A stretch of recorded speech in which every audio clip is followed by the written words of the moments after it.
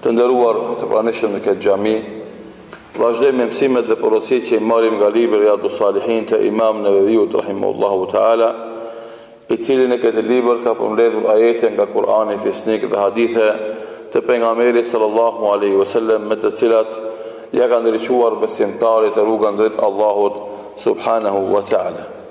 Jemi në kapitullin që flet për veprat e shumta të veprave të mira, që për dyert e shumta të veprave të mira, në hadithin e 138 me radhë, apo hadithin 22, ku Imam Neveviu rahimahullahu ta'ala thot: An Abi Muhammedin Abdullah ibn Amr ibn al-As radiyallahu anhuma قال رسول الله صلى الله عليه وسلم 40 خصلة أعلاها منيحة العنز ما من عامل يعمل بخصلة منها رجاء ثوابها وتصديق موعدها إلا أدخله الله بها الجنة. رواه البخاري. Thot Imam Neveviu rahimahullahu ta'ala, në rëfen Abu Muhammedi Abdullah ibn Amr ibn al-As radiallahu anhuma, i cili thot se pejgamberi sallallahu alaihi wasallam ka thonë: 40 veçori më e larta prej tyre është t'ja japsh dikujt dhjen në përdorim, dhe çdo që njeriu i bën ndonjë prej këtyre veçorive të veprave të mira, duke shpresuar shpërblimin e tyre dhe duke i besuar premtimit të Allahut dhul xhelal, sigurisht se Allahu këtë njeri ka për ta shtinë në xhennet. Transmeton Buhariu. Gjerë më tani, Imam Neveviu rahimahullahu ta'ala sillte veprat mira, një apo dy apo ma shumë në një hadith. Dhe tani veç vim ka përfundimi kapitullit dhe fillon me sjell hadithe që flasin në përgjithësi si numër dhe sasi të veprave të mira, me qëllim me tregu se ato janë të shumta, sikurse ka emërtuar dhe kapitullin. Kapitulli që flet se dyert e veprave të mira janë të shumta. Dhe kjo është urtësia e Imam Neveviut rahimahullahu ta'ala në renditjen e haditheve, për t'ja lehtuar besimtarit kupton porosit dhe mesazhet e kapitullit. Këtë hadith në transmeton Abdullah ibn Amr ibn al-As radiallahu anhu. Abdullah ibn Amr ibn al-As është ashab i pejgamberit sallallahu alaihi wasallam, ai edhe baba i tij. Kjo është Abdullahi, po edhe Amr ibn al-As është sahabe. Dytë kanë jetuar në kohën e pejgamberit sallallahu alaihi wasallam, e kanë takuar atë, kanë qenë besimtar dhe kanë vdekur si të tillë. Abdullah ibn Amr ibn al-As ka qenë i dalluar në ibadetin e tij. Ka poseduar dituri të mëdha që i ka marrë nga pejgamberi sallallahu alaihi wasallam. Bile ulemat kanë treguar se ai i transmeton 700 hadithe nga pejgamberi sallallahu alaihi wasallam. Për tyre ka hadithe që i transmeton Buhariu dhe Muslimi, për tyre ka hadithe që transmeton vetëm Buhariu, dhe hadithe që transmeton vetëm Muslimi, dhe të tjerat për koleksionarëve të haditheve të pejgamberit sallallahu alaihi wasallam. Abdullah ibn Amr ibn al-As radiyallahu anhuma është veçuar me hadithin e madh apo të shumë që ka transmetuar, për shkak se ai i ka shkruar hadithet në një kohë kur sahabët e tjerë s'kan shkruajtur. Andaj Ebu Hurajra radhiyallahu anhu, i cili njihet për transmetuesve më të mëdhenj të haditheve të pejgamberit sallallahu alaihi wasallam, ka thonë: Abdullahi shkruante kur na nuk shkruanim, kur na vetëm mbani mend hadithet e pejgamberit sallallahu alaihi wasallam. Gjithashtu ka qenë, do thot, njohës i mirë i gjuhëve të vjetra, saqë ka lexuar edhe Teuratin, edhe Injilin, dhe i ka njohur ata mirë. Ka qenë për ashabët pejgamberit sallallahu alaihi wasallam që kanë përhap diturin dhe kanë dhënë fetva në mesin e muslimanëve. Gjithashtu për adhurimeve të tija të shumta ka qenë agjërimi i vazhdueshëm dhe leximi i pandal i Kur'anit fisnik. Madje vet ai ka thonë se unë agjëroja çdo ditë dhe lexoja Kur'an çdo natë. Shikoni, agjëroja çdo ditë edhe lexoja Kur'an çdo natë. Pra ka qenë shumë i dhënë mas ibadetit.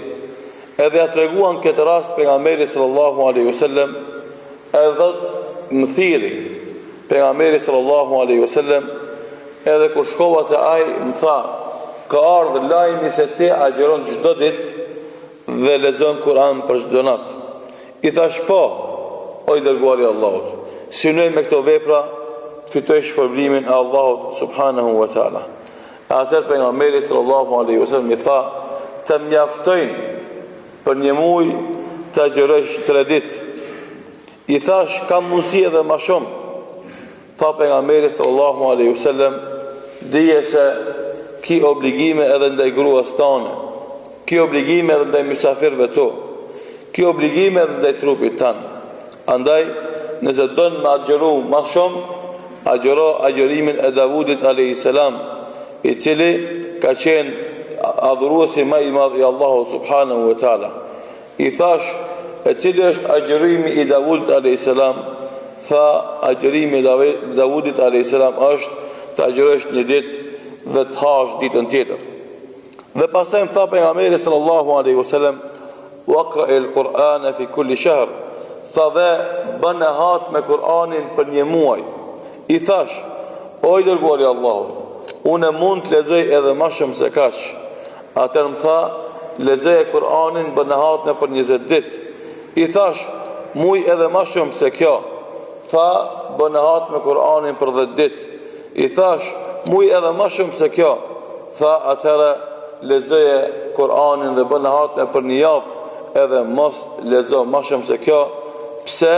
Sepse ki obligime ndaj gruas tane, ki obligime ndaj mysafirëve tu dhe ki obligim ndaj trupit tan.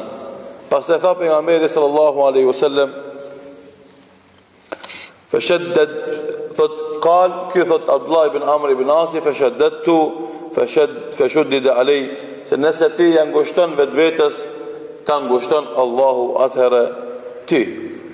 Pra, se pejgamberi sallallahu alaihi wasallam në fund i tha, innaka la tadri la'allaka yatulu bika umr, se nuk e din ti mundesh me jetu gjatë. E çka ndodh?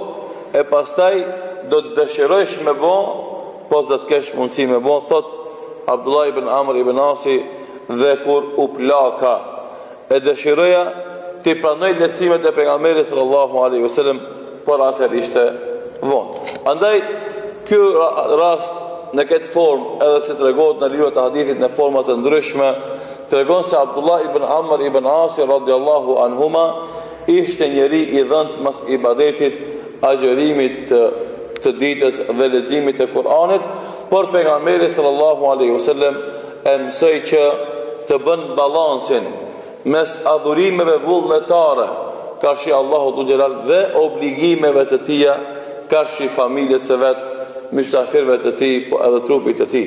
Dhe këtë balans që ja tregon pejgamberi sallallahu alaihi wasallam Abdullah ibn Amr ibn Asit është një balans të cilin nuk e gjejmë na si musliman, po edhe si njerëz të thjesht askund tjetër përveç se në mësimet e Kur'anit dhe mësimet e pejgamberit sallallahu alaihi wasallam.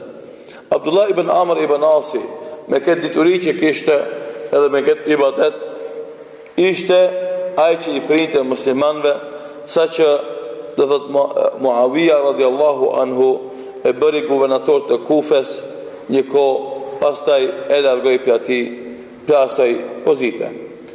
Dhe kështu i erdhi edhe fundi Abdullah ibn Amr ibn Asit radhiyallahu anhuma, i cili vdiq në kohën e Jezid ibn Muawiyes radhiyallahu anhu dhe vdiq në vitin 63 sipas hijretit të pejgamberit sallallahu alaihi wasallam. Pra, kjo është transmetuesi i këtij hadithit dhe t'i kthehemi pastaj hadithit të pejgamberit sallallahu alaihi wasallam dhe të shohim se çfarë mësime dhe dobi fitojmë nga ky hadith. Edhe në këtë hadith të pejgamberit sallallahu alaihi wasallam kemi inkurajimin dhe motivimin dhe stimulimin e besimtarit për të bërë vepra të mira me të cilat fiton xhennetin e Allahut subhanahu wa taala. Tha Muhamedi sallallahu alaihi wasallam 40 vepra janë ato që kush i bën me shpresë te Allahu dhe besim në premtimin e tij e shten Allahu atë njeri në xhennet. Do thot pse njeriu mundohet edhe punon në dunjë për të fituar pasuri, për të fituar komoditet, për t'ia letuar vetes jetën. Pse njeriu bën vepra të mira për të fituar xhennetin në ahiret dhe për të fituar rahmetin e Allahut në dunjë. Do thot andaj Allahu dhul në Kur'an kur i përmend veprat e mira e përmend edhe xhennetin.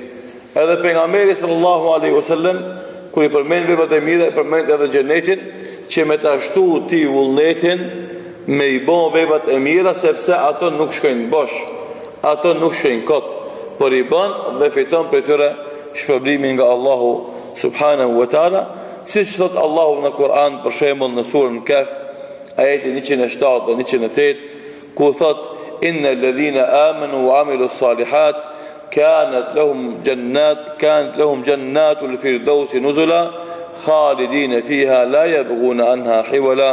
Ata që besojnë Allahun dhe bëjnë vepra të mira, ata e kanë xhennetin vendbanim të tyre, ku do të mbeten përgjithmonë dhe nuk do të dëshirojnë të largohen prej tij asnjëherë dhe nuk do të dëshirojnë të shkojnë askund. Por do të edhe ky ajet tregon se xhenneti është një shpërblim i atyre që bëjnë vepra të mira dhe për to besimtari mundohet me u përmbajt kësaj rruge edhe këtij angazhimi. Gjithashtu prej mësimeve dhe porosive që dalin nga ky hadith i pejgamberit sallallahu alaihi wasallam është motivimi apo stimulimi i besimtarit të mëson dyert e veprave të mira, që të mundohet të gjithë ato të troket edhe të gjitha ato të hynë, siç tha pejgamberi sallallahu alaihi wasallam 40 vepra, pra 40 dyert të veprave të mira. Andaj Imam Ibn Battali, siç përmend Ibn Hajeri rahimullahu taala, thot pejgamberi sallallahu alaihi wasallam e nxit besimtarin që ti mëson ato rrugë, edhe të mundohet që të gjitha ato rrugë dhe ato vepra të mira t'i bën për shkak të përfitimeve që i sjellin në jetën e tij këto vepra të mira.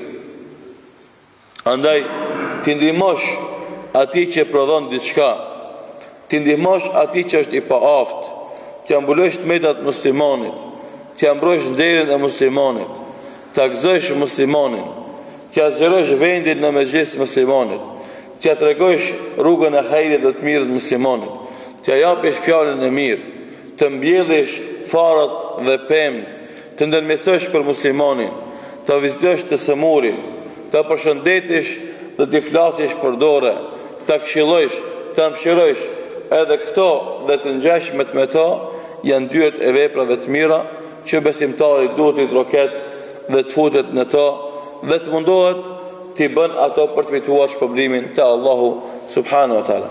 Këto 40 e përmeni vetëm një shembull të tyre dhe tha që japsh një dhi dikujt ta përdor, në kuptimin që se ndihma ndaj tjetrit mund të kenë në forma të ndryshme.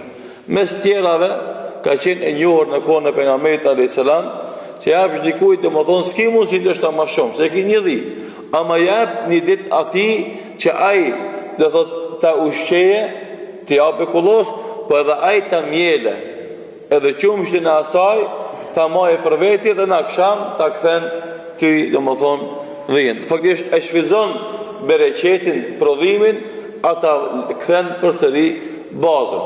Dhe kjo është njëra prej formave që ka qenë e njohur dhe përmend pejgamberi sallallahu alaihi wasallam si formë që s'ki më shumë do shta dikujt me ndihmua, e ki një lop, e ki për shembull afton një dele, e ki një dhi, ja jep atij për një ditë përdorim që spaku ai të merr qumshtin e asaj lope për atë ditë dhe i cili qumësh ndoshta i mjafton atij për 3-4 ditë apo një javë, apo e bën kos, apo e bën gjatë pesore, prodhimin e asaj lope, asaj dele ose asaj dhije e shfryzon dhe fiton prej saj, duke ja kthyer pronarit të vet ditën tjetër domethënë lopën apo dhijen në pronësinë e tij. Dhe kështu në këtë formë ka mundësi njeriu me fitu sevape, do thotë duke mos i mungu atij asnjë. Dhe kjo është logjika që na mëson te pejgamberi sallallahu alaihi wasallam, që nëse i ki për shembull 100 dhën, e jep një dele krejtësisht, kjo është mirë e më mirë se ti s'mungon asgjë. Po s'ki ti çfarë shumë, një e ki, po edhe për çasaj mundesh me nxjerr sevape edhe fitime te Allahu subhanahu wa taala.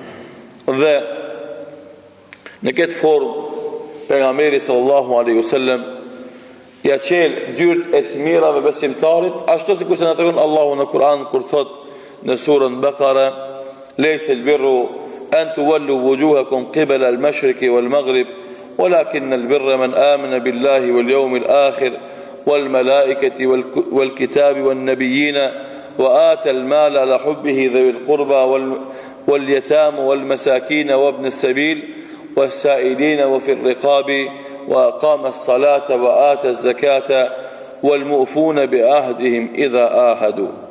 Nuk është bamirësi vetëm të ktheni fytyrën nga lindja dhe perëndimi, por bamirësi është të besoni Allahun dhe ditën e mbram me laqet dhe librat prej tij dhe pejgamberët, dhe të jepni nga pasuria atij që keni farefista afër, apo atij që është jetim, e atij që është i ngratë dhe atij që ka mbetur rrugës, dhe atyre që lypin dhe përshërimin e robërve, e të falni namazin, e të jepni zekatin dhe të përmbushni marrëveshjet të cilët i keni bë. Pra, edhe në këtë ajet, sikur se shihet qartë, Allahu dhu xhelal tregon shumë vepra të mira të cilat mundet me i bë besimtari në jetën e tij nëse don me fitu shpërblime nga Allahu subhanahu wa taala.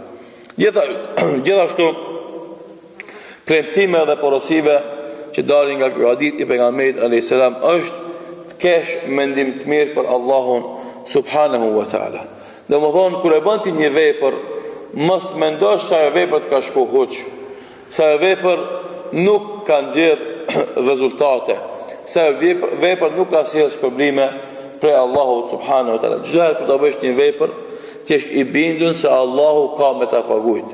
Ti je i bindur se do të përjetosh rezultatet asaj vepres në jetën tënde në dynjë, e mos flasim për ditën kur dalim para Allahut subhanahu wa taala. Andaj pejgamberi sallallahu alaihi wasallam tha: çdo kush që e bën ndonjë vepër për këtyre veprave me shpresë te Allahu dhe me besim në premtimin e Allahut subhanahu wa taala, sigurisht se rezultati i këtij mendimi të mirë dhe besimit të madh në Allahun dhul xhelal është hyrja në xhenetin e Allahut subhanahu wa taala. Kështu besimtari duhet të ketë raportin e tij me Allahun. Njeriu në dynjë kur bëhet i njohur dikush për besnikrinë e tij, për seriozitetin e tij, çka i themi na? Vallahi punon me filanin se s'hum. Punon te filani se ai është i rregullt në pagesa. Punon me filanin se ai nuk janë hakun askujt. Edhe ti bindesh, edhe normalisht shkon dhe punon ndoshta edhe pa kontratë të caktuar me të pse, se u bë e njohur e përhapur te njerëzit se filani sta në hakun, e bën pagesën në kohën e duhur. Po para mendoni çka mund të themi për Allahun dhul xhelal, i cili jep këto premtime, edhe i përmbush vazhdimisht tek njerëzit. A duhet me dyshu në Allahun subhanahu wa taala? Besimtari i mirë nuk dyshon. Besimtari i cili e ka të lidhur zemrën me Allahun dhul xhelal nuk ka asnjë pikë dyshimi në premtimet e Allahut subhanahu wa taala dhe rezultatet apo bereqetet prej tij. Thot Allahu dhul xhelal në Kur'an na tregon se besimtarit e bëjnë këtë dua dhe thojnë: Rabbana wa atina ma wa'adtana ala rusulika wa la tukhzina yawm al-qiyamah innaka la tukhlifu al-mi'ad. O Allah, na jep ditën e Kiametit. O Allah, na jep ato gjëra që na i ke premtuar në gjuhën e pejgamberëve tu, dhe mos na turpro në ditën e Kiametit, sepse ti je ai që nuk e thën premtimin tan. Andaj besimtari ka bindje se Allah nuk e thën premtimin. Edhe kur del para Allahut kërkon për Allahut çka? Realizimin e premtimit që u ka dhënë besimtarëve robëve të Allahut subhanahu wa taala. Gjithashtu pejgamberi sallallahu alaihi wasallam thot se Allahu dhu jalal në hadithin qudsi ka thonë: ana inda dhanni abdi bi wa ana ma'u haythu yadhkuruni. Jam tek mendimi i robit tim për mua. Do thot, si të mendon robi im për mua, ashtu jam. Nëse mendon mirë, mirë gjen. Nëse mendon keq, gjen keq. Edhe për këtë mos ta qorton asken përveç vetes së tij. Dhe Imam Ibn Hajeri rahimullahu taala, duke komentuar këtë hadith, thot, do thot, unë mund të bëj atë që e mendon robi im për mua. Por nëse e mendon mirën edhe shpërblimin, ja jap të mirën dhe shpërblimin.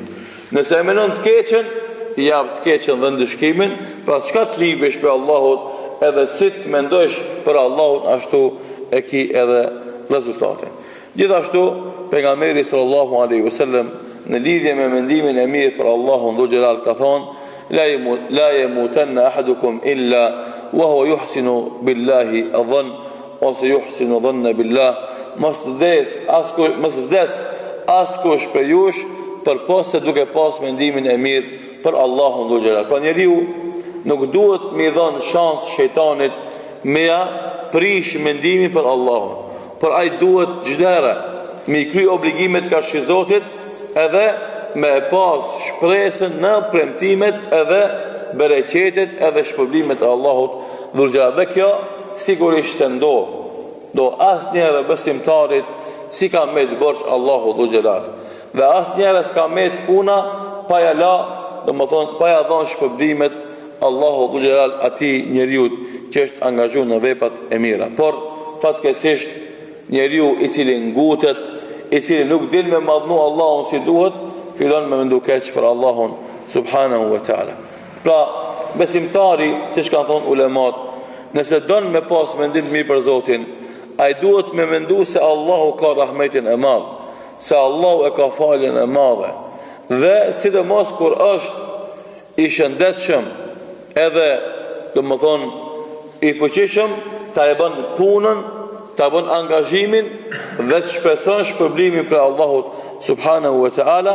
Dhe kur të është i semur edhe kur të është i dopt, atëherë të shpreson në mëshirën e Allahut subhanahu wa taala.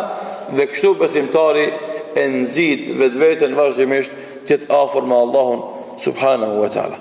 Gjithashtu premtimeve dhe porosive që dalin nga ky hadith i pejgamberit sallallahu alaihi wasallam tregohet gjerësia e madhe e të mirave të Zotit, begative dhe dhuntive të tija dhe rahmetit të Allahut subhanahu wa taala. Ky hadith na e bën të qartë shpërblimin e madh të cilin jep Allahu dhu xhelal besimtarve të sinqert, të cilët bëjnë vepra të vogla. Edhe kjo vepër e vogël që ti nuk humb asgjë prej saj, sikur se është ja japsh për çemër lopën apo delën apo dhin dikujt në përdorim, edhe këtë Allahu ta shpërblen me një shpërblim të madh për t'regu se Allahu dhu xhelal don për teje hapin, don për teje iniciativën, don për teje nismën, e ai ty të jep pastaj pagesën, e të jep bereqetin, e të jep shpërblimin. Andaj mëshira e Allahut derdhet me të gjithë besimtarët, robët e tij, dhe i ka pranë të gjithë ata, dhe e ka pranë të gjithë ekzistimin e njerëzimit, qiellit dhe tokës. Jeta e njeriu nuk mund të vazhdon pa mëshirën e Allahut subhanahu wa taala, dhe i del shesh besimtarit vazhdimisht në çdo çast dhe në çdo hap të jetës së tij.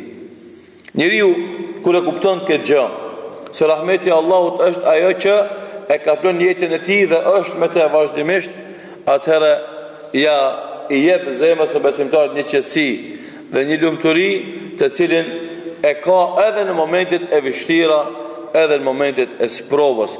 Pra në këto momente kur ki varfëri, zemra jote nuk devijon. Edhe momentet kur ki presion dhe trysni, zemra jote nuk devijon. Pse? Se e din se edhe kjo që më ka ndodhur është në suazat të mëshirës së Allahut, që Zot e kam, po me te fitoj të mirat e tij, nesër largohet, e falenderoj Allahun për të dhe vazhdojmë për jetu të mirat e Allahut subhanahu wa taala. Andaj besimtari e din se mëshira e Allahut është me të në çdo çast, në çdo gjendje, në çdo pozitë, dhe se Allahu nuk e lën besimtarin vet, nuk e lën domethënë të dobësuar kështu provave, por e man atë në kom me mëshirën dhe të mirat e veta që i afron besimtarit vazhdimisht. Në këtë gjendje dhe në këto emocione që i ka besimtari dhe i bëhen shprehi dhe edukat dhe kultur, atëherë e kupton se pa Allahu nuk mundet me jetu, e kupton se vazhdimisht jeton të mirat e Allahut dhe e kupton se Allahu dhu xhelal ja fal gabimet, e forcon kur dobësohet, është me te kur është i vetmur, edhe kështu vazhdon udhën e tij derisa takohet me Allahun subhanahu wa taala. Në këtë formë besimtari që lexon këtë hadith e pejgamberit sallallahu alaihi wasallam dhe nalet i mendon porositë dhe mesazhet që e jap këtë hadith e pejgamberit alayhis salam, e forcon vetveten edhe e ndihmon vetveten me esë në rrugt të Allahut subhanahu wa taala, se e kupton se asgjë nuk është pa problem. E kupton se çdo gjë që e bën për Allahun, Allahu ja sjell të mira në dunjë edhe në ahiret. Gjithashtu, ky hadith na mëson se besimtari kur ta bën një vepër, duhet ta shoqëron këtë vepër me besim në Allahun dhe me shpresë në shpëblimin dhe premtimin e Allahut. Pra jo ta bën një vepër shkeleshko, apo një vepër pa iman, apo një vepër prej zorit, por ta bën i bindur në Allahun edhe duke shpresuar shpërblimin prej Allahut. Dhe këto kushte të veprës së mirë përmenden në shumë argumente fetare, sidomos në Ramazan. Për shembull hadithet e agjerimit apo taravis i kanë këto kushte. Kush agjeron për Allah duke besu Allahun dhe shpresu shpërblimin prej Allahut. Pra në këtë rast përmendet e njëjta, domethënë gjë që besimtari kur ta bën një vepër të mirë, ta bën në bazë të besimit në Allahun dhe duke shpresuar shpërblimin prej Allahut. Pra nis me iman, përfundon me shpërblim të Allahut dhe në mes imanit edhe shpërblimit është vepra, është mundi jot, është angazhimi jot. Kështu kush vepron, kështu kush sillet, e fiton rahmetin e Allahut xhelal. Pra, shikoni dyert e mëdha edhe të shumta, andaj përvjeli krahët, zbuloj ato edhe mundohu t'jesh, do thot ai që mund që kemë hy të gjitha këto vepra të mira për fitu gjithë këtë rahmet edhe bereqet të Allahut subhanahu wa taala. Elusim Allahu xhelal që të na bën për atyre besimtarëve që vazhdimisht angazhojnë veten me vepra të mira. Elusim Allahu xhelal që të na shton imanin dhe bindjen në Allahun, e cila na shtin me bo vepra të mira, dhe gjithashtu e kemi parasysh vazhdimisht mëshirën dhe shpërblimet e Allahut, e të bën motiv shtesë për mos mundal nga veprat e mira. Elusim Allahut në ebdjetit dhe bishme dhe veprat mira, ashtu si kur se kalojmë qaste këtë dunja me hadithet e pejgamberit alayhis na mundson që të kalojmë qaste me vetë pejgamberin sallallahu alaihi wasallam në ahiret. Elusim Allahut në ebdjetit dhe bereqet dunja dhe në ahiret.